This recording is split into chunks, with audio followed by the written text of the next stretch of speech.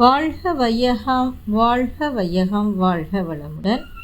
குரு வாழ்க குருவே துணை. ஆசான் அருள் தந்தை வேதாத்ரி மகரிஷி அவர்கள் நம்மோடு சுக்மமாக நிறைந்து இன்றைய சிந்தனையை சிறப்பித்து தருவாராக. இன்றைக்கு கேள்வி பதில் பகுதியில் ஒரு முக்கியமான கேள்வியை தான் இன்றைக்கு சிந்தனைக்கு எடுத்து கொண்டிருக்கிறோம் அன்பர்களே. ஒரு அன்பர் சுவாமிஜி கிட்ட கேட்குறாரு, சுவாமிஜி, ஆணுக்கும் பெண்ணுக்கும் உள்ள வினை பதிவுகள் திருமணம் செய்து கொண்ட பின் உடல் இணைப்பால் ஒருவர் பதிவு மற்றவருக்கு பாதிப்பை ஏற்படுத்துமா அப்படின்னு கேட்டிருக்கார். அதற்கு அருள் தந்தை அவர்கள் அளித்த பதில் என்னன்னு பார்ப்போம். சுவாமிஜி சொல்கிறாங்க, நிச்சயமாக பதிவுகளில் பரிமாற்றம் ஏற்படும். அவ்வாறு ஏற்படுவதே இருவரும் இணைந்து செயல்பட அல்லது எதிர்த்து சண்டையிட காரணமாக உள்ளது. ஏற்கனவே ஒருவருக்கு ஒருவர் உள்ள பதிவை மாற்றுவதற்குத்தான் இருவருமே இணைகிறார்கள்.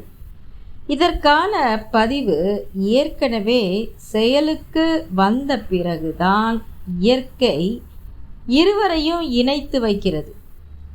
ஆனால் மேலெழுந்த வாரியான பதிவுகள் ஒவ்வொருவருக்கும் எத்தனையோ இருக்கும். அவையெல்லாம் ஒருவரை ஒருவர் பாதிப்பதில்லை. உதாரணமாக, ஒருவருக்கு ஒரு செயல் பிடிக்கும் என்றால் மற்றவருக்கும் அது பிடிக்க வேண்டும் என்ற அவசியம் இல்லைன்னு சொல்கிறாங்க.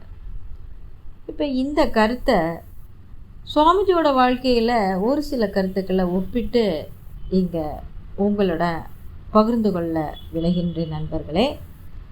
சுவாமிஜி அவர்கள் தனது 50 வயதிற்கு மேல் தன்னை முழுமையாக உலக சமுதாயத்திற்கு அர்ப்பணித்து விட வேண்டும் என்று இளம் வயதிலிருந்தே ஒரு எண்ணத்தை வைத்திருந்தாங்க. அதற்கேற்றபடி அவரோட வாழ்க்கை துணைவியர் இருவருமே ஒத்துழைப்பு கொடுத்தாங்க. அன்னை லோகாம்பாள், அன்னை லக்ஷ்மி அம்மாள் இருவருமே சுவாமிஜி அவர்களுக்கு 50 வயதிற்கு பிறகு சமுதாயத்திற்கு அவர் தன்னை முழுமையாக அர்ப்பணித்து விடுவதற்கு ஒத்துழைப்பு கொடுத்தாங்க. அது நாம் எல்லாம் அறிந்ததே. இன்னும் அவரோட பல செயலுக்கு அன்னையர் இருவருமே முதலிருந்து இறுதி வரை எல்லா விதத்திலையும் ஒத்து உதவி செய்து வாழ்ந்திருக்கிறாங்க. அருள் தந்தையோட தந்தையார் வரதப்ப முதலியார் ஒரு நாட்டு மருத்துவர். அன்றாடம் சாதாரண மூலிகைகளை கொண்டு சூரணம், கஷாயம் இவற்றையெல்லாம் கொடுத்து இலவசமாக அந்த ஊர் மக்களுக்கு கொடுத்து நோயை தீர்த்திருக்கிறார். அதே பதிவு சுவாமிஜி கிட்டேயும் வந்து அவர் ஆயுர்வேதம் படித்து ஒரு பிற்காலத்தில் நல்ல ஒரு மருத்துவ சேவையும் சுவாமிஜி செஞ்சுருக்காங்க. அதே மாதிரி சுவாமிஜியோட அன்னையாரும் குழந்தை மருத்துவம், பெண்கள் பிரசவம் என்று ஓடி ஓடி சென்று ஊர் மக்களுக்கெல்லாம் உழைத்திருக்கிறார்கள். இதே பதிவு அன்னை லோகாம்பாள் அவர்கிட்டையும் பார்க்கலாம். அம்மாவும் குழந்தைகளுக்கான ஸ்நாக்ஸ் எல்லாம் கூட செஞ்சு கொடுத்துருக்காங்க. ஊர் குழந்தைகளெல்லாம் தன் குழந்தைகள் போல பாவிச்சிருக்கிறாங்க. அதே போல் எப்பொழுதுமே ஒரு கார் சுவாமிஜி அவர்களோட வீட்டில் தனியாக பெட்ரோல் போட்டு ரெடியாக இருக்கும். ஏன்னா அந்த ஊர் மக்களுக்கு பிரசவம் பார்ப்பதற்கு அங்கே வசதி இல்லை. அதனால் வெளியூருக்கு சென்று உரிய நேரத்தில் பிரசவம் பார்க்கணும் அப்படிங்கிறதுக்காக ரெடியாக வச்சுருப்பாங்க. இதெல்லாம் நம்ம அந்த சுவாமிஜியோட வாழ்க்கை விளக்க புத்தகத்தில் படிச்சிருக்கிறோம். சுவாமிஜியோட ஒவ்வொரு எண்ணத்திற்கும் அன்னை லோகாம்பாள், அன்னை லக்ஷ்மி அம்மாள் ஈடு கொடுத்து வாழ்ந்திருக்கிறாங்க. இதெல்லாம் நல்ல ஒரு பதிவுகளின் வெளிப்பாடு. மக்கட்பேரின்மைக்கு சுவாமிஜி அவர்கள் 3 காரணங்களை சொல்கிறாங்க. அதாவது வினைப்பதிவுகள் கழிப்பதற்கு சந்ததி உருவாகணும். அப்படி சந்ததி உருவாகலைன்னா அவர்களது வினையை தத்தம் பதிகள் கழித்து கொள்வார்கள். வினைப்பதிவுகள் என்பது வித்தின் மூலமாக தான் வெளியாகின்றன என்பதை எப்போ கண்டுபிடிச்சாங்கன்னா, 2வது திருமணம் செய்தும் தனக்கு குழந்தை பேரு கிட்டவில்லை என்று உணர்ந்ததுக்கு அப்புறம் மீண்டும் ஆராய்ச்சி செய்கிறாங்க சுவாமிஜி. அப்போ 3 காரணங்களை கண்டுபிடிச்சாங்க. முதல்ல இளமையில திருமணம் மறுத்து சந்நியாசம் மேற்கொள்பவர்களுக்கு கிடையாது. குழந்தை பேரு இருக்காது. சன்னியாசி ஆயிடுறாங்களே, திருமணம் முடிக்க மாட்டாங்க. அப்போ அவங்க பதிவுகள அவங்களே தான் கழித்துக் கொள்ளணும். 2வது உடல் நலக்கேட்டினால வித்து கெட்டு போய்விடல். இப்போ அதனால அவங்களுக்கு சந்ததி உருவாகாது. 3வது காரணம் வினைகள் கழிக்கப் பெற்று பரம்பொருளோடு உயிர் இணைந்து நிற்கும் தவம் சித்தியாகுதல். இப்படி பரம்பொருளோடு இணைந்து நின்று தவம் சித்தியாகின்ற தன்மை இளமை காலம் தொட்டே சுவாமிஜிக்கு ஏற்பட்டது. அதனால அவருக்கு பாவப்பதிவுகள் என்பதே இல்லாமல் போயிற்று. இந்த 3வது காரணத்தினாலதான் தனக்கு குழந்தை பிறக்கவில்லை என்பதை சுவாமிஜி அவர்கள் தெளிவாக உணர்ந்து கொண்டாங்க. அப்ப பதிவுகள் அவருக்கு கழிப்பதற்கென்று சந்ததி உருவாகல. சுவாமிஜி செய்த நல்வினை காரணமாக தான் அவருக்கு அன்னை லோகாம்பாள், லட்சுமி அம்பாள் கிடைச்சாங்க.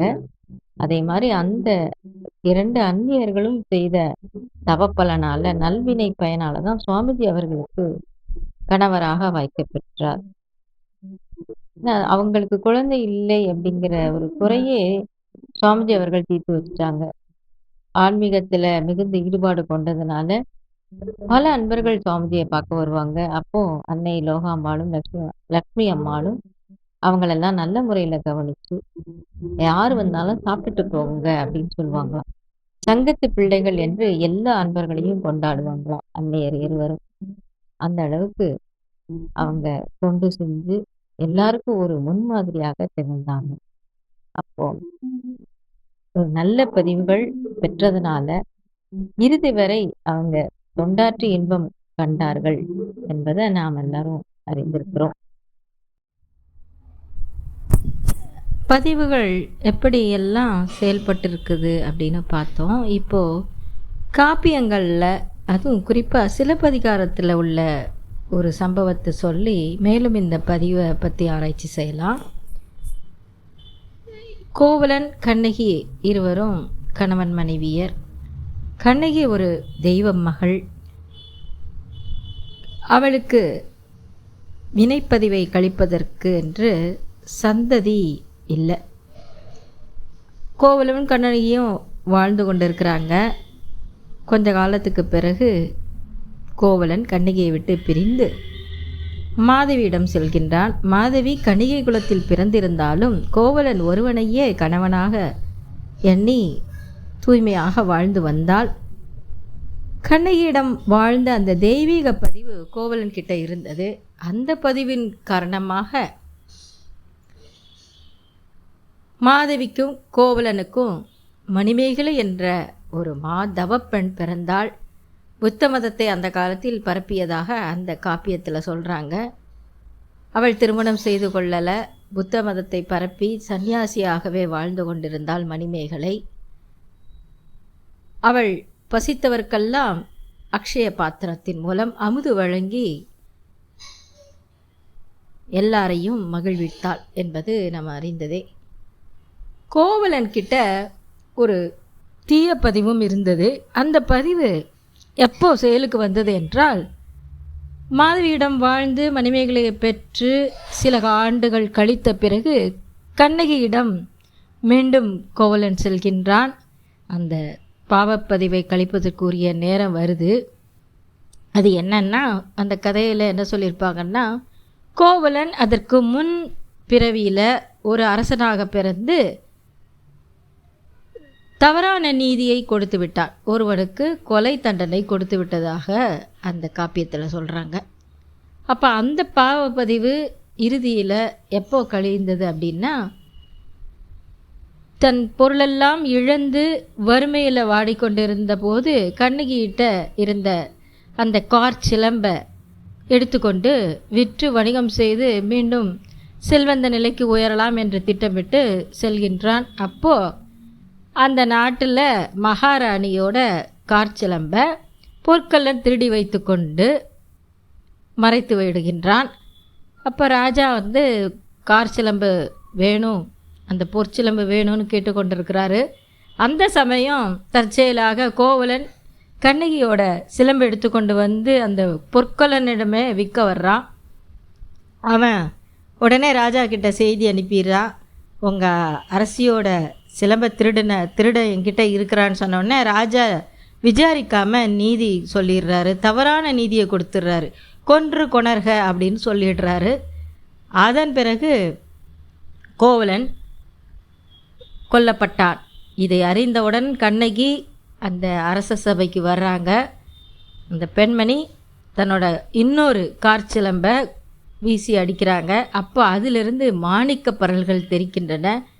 அப்போது சொல்கிறாங்க, அப்போது ராஜா வந்து அரசியிடம் இருந்த காற்சிலம்பு முத்து பரல்கள் நிறைஞ்சது, தவறான நீதி வழங்கிவிட்டேரே, யானே கள்வன் அப்படின்னு சொல்லிட்டு அவர் இறந்துடுறாரு. அரசியும் அந்த தருணமே இறந்து போய்டுறாங்க.